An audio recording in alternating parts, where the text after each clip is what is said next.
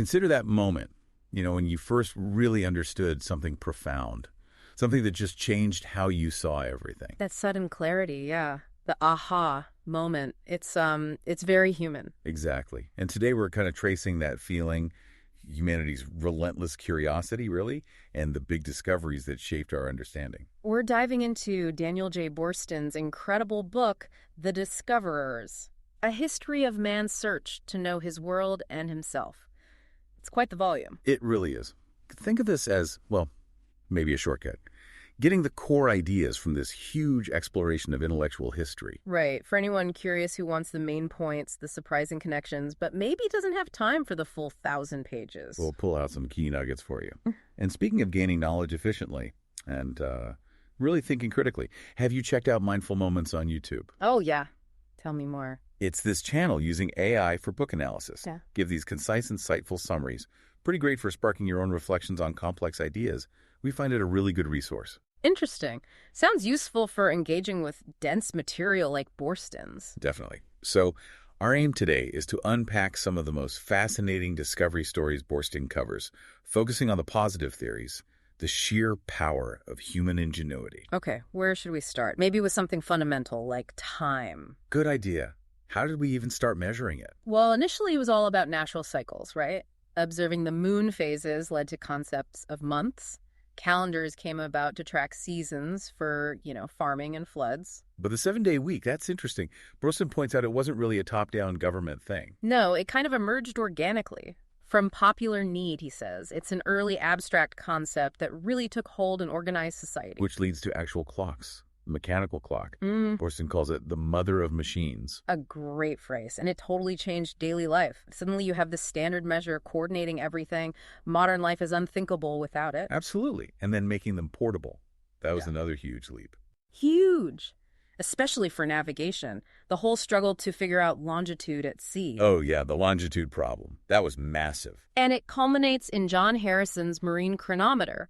It wasn't just about ships. It brilliantly linked mechanics with, the urgent needs of exploration, saved countless lives. Harrison's story itself is amazing.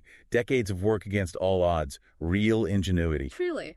Yeah. So, from time, let's shift to space.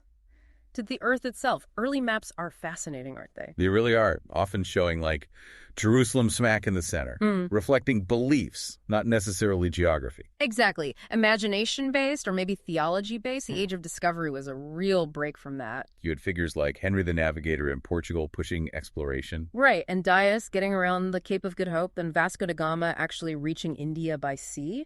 Those were game changers. Direct routes, new connections. Reshaped everything, commerce, understanding of the world. But it makes you wonder, why didn't other advanced societies push exploration in the same way? Like China. That's a great point Boorstin raises.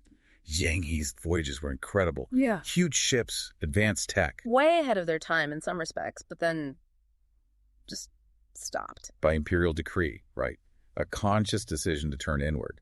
It had massive long-term consequences. Huge. Boorstin delves into the possible reasons, cultural factors, political shifts. Similar questions arise about Islamic society's too great navigational science, but not the same sustained push across vast oceans. It's complex. Then you have Magellan's expedition. Brutal, tragic for Magellan himself. Incredibly harsh journey. But the survivors completing the circumnavigation that provided undeniable proof the Earth was round and vast just fundamentally shifted perspective. Definitely. Okay, so we have time, we have the globe. What about nature itself? The cosmos, life? Well, you can't talk about that without mentioning the Copernican revolution. Right. And Galileo's observations backing it up, shifting from an Earth-centered to a sun-centered universe. That wasn't just astronomy, was it? It was a profound philosophical shift. Our place in everything. It took immense courage to challenge the status quo. Absolutely. And a similar shift happened in understanding our own bodies. Think Vesalius. Challenging Galen, who'd been the authority for centuries. By actually looking, doing direct dissections, correcting errors based on observation, not just ancient texts, a huge step towards empirical science. And the microscope, seeing the unseen. Van Leeuwenhoek's animalcules, these tiny living things nobody knew existed, and Hooke's detailed drawings. It opened up whole new dimensions. Changed ideas about disease, life itself. Incredible. And all these threads start coming together. Darwin's theory of evolution, for instance. Right, pulling together evidence from geology, fossils, biology. To provide this unifying explanation for the diversity of life, how species change. Again, deeply controversial, but transformative. So we're understanding time, the planet, nature. What about understanding ourselves, our societies? That journey starts way back with preserving knowledge, moving from just oral traditions to writing things down. Which was huge. But then the printing press. That just blew things wide open.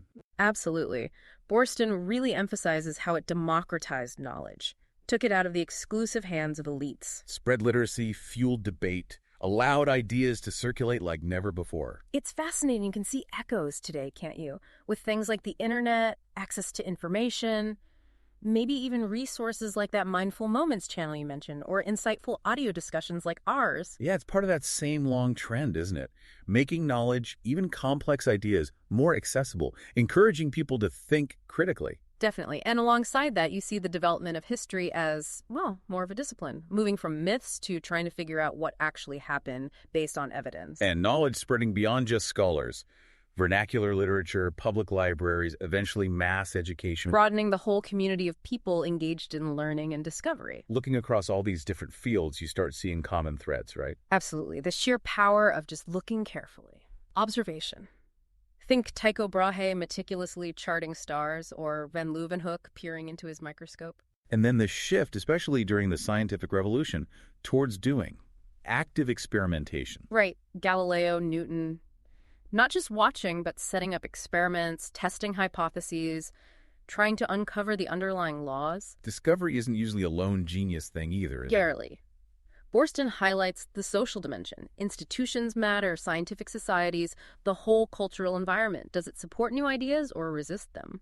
And we talked about democratization through printing, using common languages, making knowledge accessible. Which fuels more discovery. One breakthrough enables the next. It's all interconnected. But it's not always a smooth path forward. Not at all. Boorstin constantly reminds us about the obstacles. Dogma, tradition, just sheer resistance to new ideas that challenge the established way of thinking. You see it with Copernicus, with Darwin. Powerful resistance. And cultural factors like we touched on with China. Why exploration took off in Europe but not elsewhere at that specific time. Understanding those resistances and contexts is crucial. It helps us see potential biases now, too. So we've covered a lot of ground tracking time. Mapping the Earth, exploring nature, understanding society. These discoveries, these incredible efforts, they've fundamentally built the world we live in. And think about how those stories of curiosity, of pushing boundaries, of that drive, to know how they might resonate with you, the listener, in your own life. Yeah, that same basic human impulse to learn and explore connects us right back to those historical figures. Boorstin leaves us with this great thought. The most promising words ever written on the maps of human knowledge are terra incognita, unknown territory.